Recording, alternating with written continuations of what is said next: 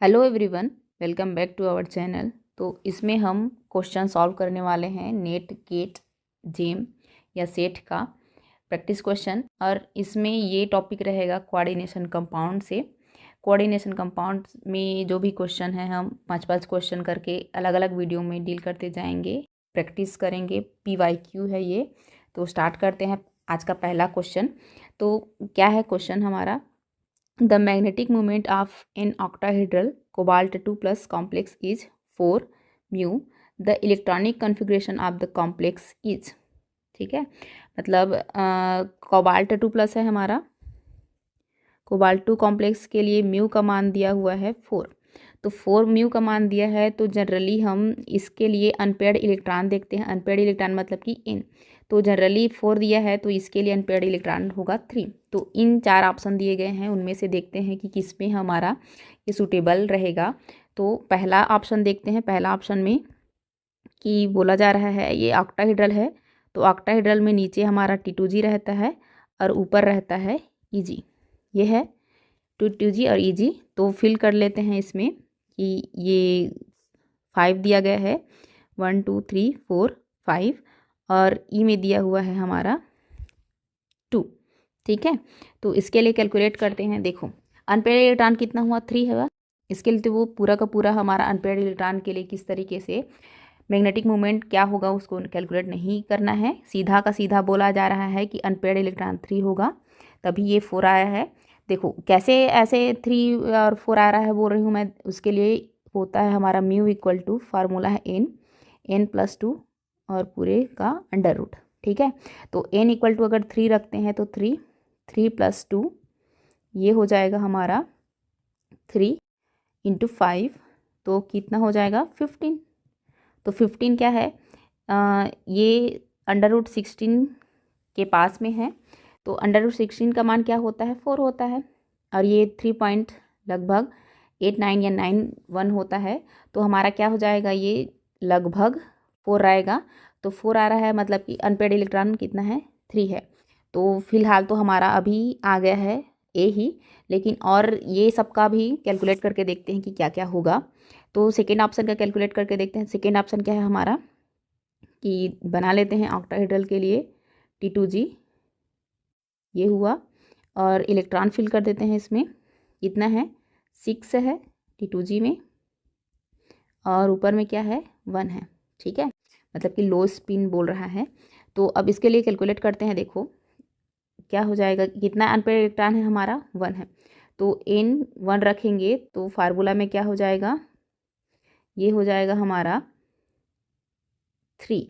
ठीक है, तो √3 मतलब कि क्या है, 2 के लगभग है। तो हमारा तो ये नहीं आ रहा है, तो हमारा बी क्या हो जाएगा, नहीं होगा, गलत होगा। अब देखो यहाँ पे बी तो यहाँ पे गलत आ गया। अब नेक्स्ट देखते हैं हमारा कि सी के लिए सॉल्व करके देखते हैं। इसके लिए सॉल्व करके देखते हैं, तो ये हो जाएगा हमारा 3 है नीचे में और ऊपर में 4 है बोल रहा है, तो ऐसा तो पॉसिबल नहीं है। फिर भी देखो यहाँ पे 3 अनपेयर्ड इलेक्ट्रॉन है, बट ऐसा वाला जो भी इलेक्ट्रॉन भरे हैं हम, वो पॉसिबल नहीं होता, तो हमारा ये गलत हो जाएगा।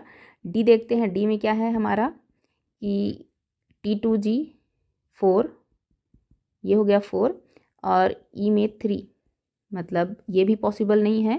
अनपेयर्ड इलेक्ट्रॉन तो यहाँ पे भी 3 है, बट यहाँ पे इलेक्ट्रॉन का जो फिल किए हैं वह पॉसिबल नहीं होता।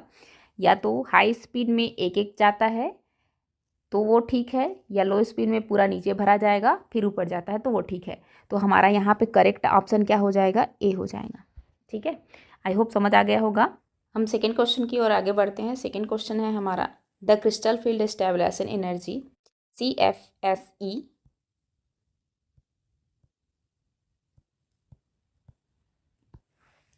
सेकेंड क्वेश्चन देखते हैं। सेकेंड क्वेश्चन है, the crystal field stabilisation energy CFSE in unit of del O for COF3S2 whole thrice inch.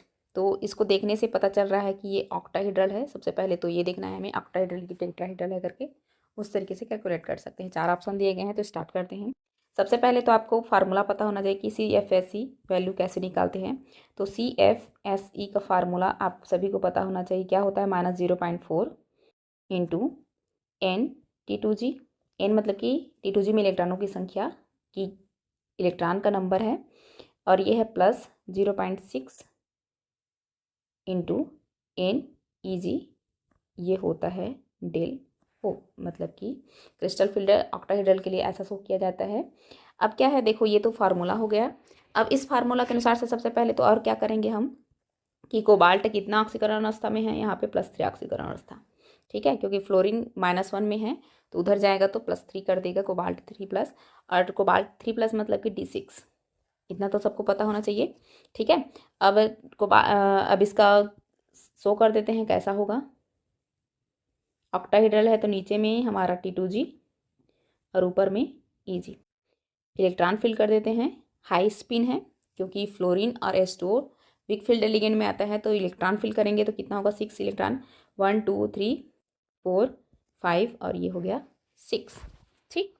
अब इसमें से भरते हैं कि जो भी कोबाल्ट 3+ के लिए CFSE वैल्यू को फार्मूला में निकाल रहे हैं तो कैसा होगा। देखो क्या है हमारा, ये तो -0.4 लिखेंगे ही, N कितना है यहाँ पे 4, 1 2 3 4, तो 4 हो जाएगा 4, और प्लस 0.6 जैसा है वैसा ही, और E में कितना है हमारा 2 है तो 2 लिख देंगे, तो ये हुआ, ठीक है। सॉल्व करेंगे तो -1.6 प्लस 1.2 ये हुआ, ठीक है।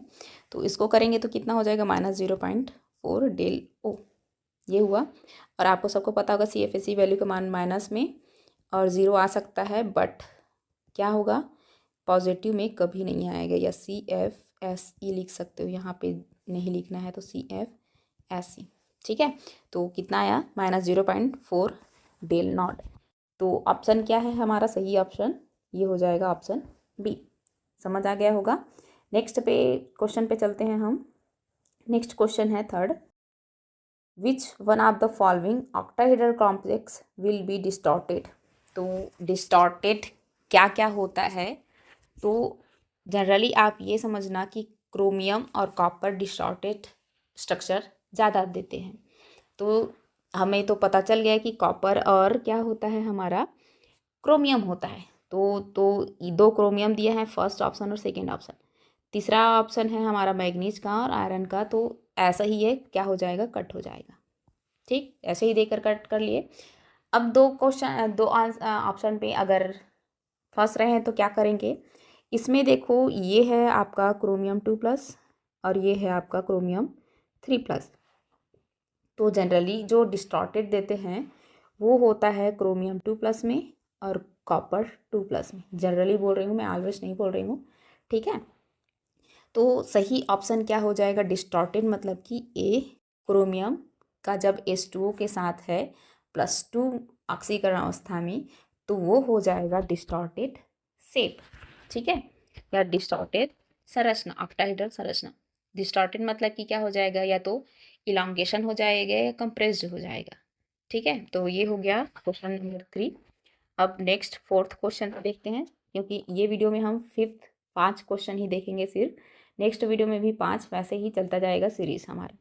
तो 4th क्वेश्चन क्या है, the crystal field splitting energy del for cobalt Cl6-4 is, या इसका अगर नाम पढ़ेंगे तो क्या हो जाएगा, hexachloro cobaltate 2 is 18,000 centimetre inverse. The del for cobalt Cl4-2 या tetrachloro cobaltate 2 would be, मतलब कि आपको दिया हुआ है कोबाल्ट Cl6-4 का दिया हुआ है 18,000 सेंटीमीटर, और पूछ रहा है वो टेट्रा वाला के लिए, सॉरी ये 2 है, ठीक है, इसके लिए क्या होगा उसको पूछ रहा है। तो आपको एक रिलेशन पता होना चाहिए इसके लिए, क्या रिलेशन, कि डेल टी अगर निकालते हैं तो 4/9 इंटू डेल ओ होता है। डेल टी और डेल ओ क्या है, ये होता है आपका टेट्राहेड्रल के लिए और ये होता है ऑक्टाहेड्रल के लिए, ठीक है। तो अब इसमें सिंपल सा हमें मान रखना है, कैसे मान रखेंगे, डेल टी को आपको पूछा है क्योंकि ये टेट्राहेड्रल है हमारा, डेल ओ मतलब कि दिया हुआ है कितना है, और ये होता है 4/9 इंटू 18,000 दिया हुआ है, तो मान रख देंगे। तो अब इसको क्रॉस करते हैं तो क्या हो जाएगा 2। अब ये कितना हो गया 18 जो 1000 था वो क्या हो गया 8000 सेंटीमीटर इनवर्स हो गया। यहाँ पे भी सेंटीमीटर इनवर्स था। ठीक है, तो करेक्ट ऑप्शन क्या हो गया हमारा सी हो गया। ठीक है, ये वाला फार्मूला थोड़ा सा ध्यान में रखिएगा तो फिर तुरंत हो जाएगा। ये हुआ। ठीक है, तो आई होप ये समझ आ गया होगा कि 8000 होगा। ठीक, अब नेक्स्ट पढ़ते हैं हम 5वां वाला क्वेश्चन सॉल्व करते हैं क्या होगा। 5वां क्वेश्चन है which of the following species molecules has a planar geometry. तो ये फिलहाल तो आपका हाइब्रिडाइजेशन का क्वेश्चन है, तो सॉल्व करते हैं कैसे हाइब्रिडाइजेशन का क्वेश्चन सॉल्व किया जाता है। देखो 2 टाइप का हाइब्रिडाइजेशन शो किया रहा है। एक तो आपका मेन ग्रुप वाला है ये 2, और एक आपका ये ट्रांजिशन एलिमेंट वाला है। ठीक है, तो मेन ग्रुप वाला तो इजी रहता है, तो सबसे पहले आप कोशिश करना मेन ग्रुप वाला सॉल्व करने के लिए। तो बी का सॉल्व करते हैं हम यहाँ पे। चलो ए का सॉल्व करते हैं हम। ए क्या हो गया हमारा निकिल CO4। ठीक है, तो CO क्या है न्यूट्रल लिगेंड है, तो निकिल कौन से ऑक्सीकरण अवस्था में है यहाँ पे 0 ऑक्सीकरण अवस्था। 0 ऑक्सीकरण अवस्था मतलब कि D10। ठीक, तो D10 है देखो यहाँ पे, तो कैसे निकाला जाता है, ये तो पूरा का पूरा फुल है। ठीक है, 3D में फुल है। तो अब ये क्या क्या खाली है यहाँ पे, एस खाली है और पी खाली है, और ये है हमारा डी 3D वाला है। ये हुआ। तो अब देखो लिगेंड के लिए क्या चाहिए आपका 4 ऑर्बिटल चाहिए, तो 4 ऑर्बिटल आपको शायद दिख रहे होंगे, ये एस वाला और 3 पी वाला। और मान लो यहाँ पे पेयरिंग हो रहा है या कुछ हो रहा है, वो तो देखने की कोई ज़रूरत नहीं है क्योंकि ये पूरा का पूरा यहीं पे बैठा हुआ है। कितना को निकालोगे, आप निकाल भी नहीं सकते यहाँ पे क्योंकि 0 ऑक्सीकरण अवस्था में है। तो 0 ऑक्सीडेशन स्टेट है, तो यहाँ पे तो जाएगा नहीं एस और पी में। तो क्या खाली बचा है, एस और पी खाली बचा है, तो यहाँ पे हाइब्रिडेशन क्या हो जाएगा sp3 हो जाएगा। तो sp3 में तो क्या होता है टेट्राहेड्रल होता है, तो टेट्राहेड्रल में प्लेनर जियोमेट्री तो होगा नहीं, तो ए क्या हो गया कट हो गया हमारा। ठीक है, अब बी देखते हैं, बी में क्या है, ये ए ऑप्शन था, बी में क्या है, ये तो इजी है। देखो इसके लिए हाइब्रिडाइजेशन निकालो। सबसे पहले कैसे निकालते हैं, सल्फर का आउटर मोस्ट में इलेक्ट्रॉन कितना होता है 6 होता है, सल्फर और F4। ठीक है, तो 6 होता है, प्लस क्या करेंगे 4 कितना है फ्लोरीन है, तो 4 रख देंगे और 2 रख देंगे, तो कितना हुआ 5 हुआ। तो इसके लिए क्या हो जाएगा sp3d2। तो sp3d2 के लिए ऑक्टाहेड्रल जनरली होता है, तो ये ऑक्टाहेड्रल होगा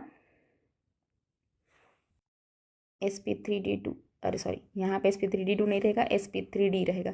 तो ये क्या बनाता है जनरली से ट्राइगोनल बाइपिरामिडल या स्क्वायर पिरामिडल बनाता है। तो लिख लो ट्राइगोनल बाइपिरामिडल या स्क्वायर पिरामिडल, शॉर्ट में लिख रही हूँ मैं। ठीक है, तो ये भी नहीं होगा हमारा, बी भी कट गया। अब देखो सी को सॉल्व करके देखते हैं।